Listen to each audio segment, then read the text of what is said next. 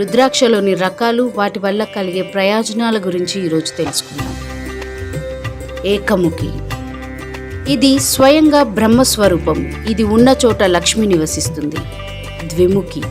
ఇది సాక్షాత్తు అర్ధనారీశ్వర స్వరూపం, సర్వకామప్రదం. త్రిముఖి. ఇది అగ్నిస్వరూపం. దీనిని ధరించడంతో సంపద, తేజస్సు, ఆత్మబలం వృద్ధి చెందుతాయి. ఇది విద్యాదాత కూడా. చతుర్ముఖి.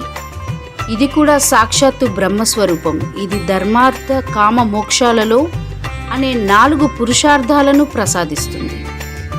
పంచముఖి. ఇది సాక్షాత్తు రుద్రస్వరూపం. అన్ని కోరికలు తీర్చి సమస్త పాపాలను సంహరించి మోక్షం ప్రసాదిస్తుంది. 108 రుద్రాక్షలతో కూడిన మాలను ధరిస్తే విశేష ఫలం లభిస్తుంది. షణ్ముఖి. ఇది కార్తికేయుని స్వరూపం. దీనిని కుడి భుజానికి ధరిస్తారు. బ్రహ్మహత్య లాంటి మహాపాపాలను కూడా ఇది పరిహరిస్తుంది. సప్తముఖి. ఇది సప్త ఋషి స్వరూపం. కంఠంలో కూడా లేదా కుడి భుజానికి ధరించవచ్చు. దీనిని ధరిస్తే దరిద్రుడు కూడా ధనవంతుడవుతాడు. అష్టముఖి.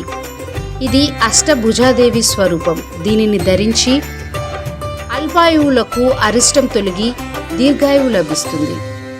నవముఖి. ఇది నవదుర్గా స్వరూపం. సిరి సంపదలను పొందడానికి దీనిని ధరిస్తారు. దశముఖి. ఇది సాక్షాత్తు విష్ణు స్వరూపం. అన్ని కోరికలను తీరుస్తుంది.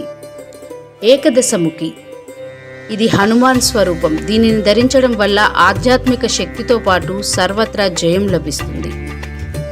ద్వాదముఖి. ఇది ఆదిత్య స్వరూపం. దీనిని ధరించడం వల్ల నేత్రకాంతి వృద్ధి చెందడంతో పాటు మంచి బుద్ధి, ఆరోగ్యం కూడా పెంపొందుతాయి.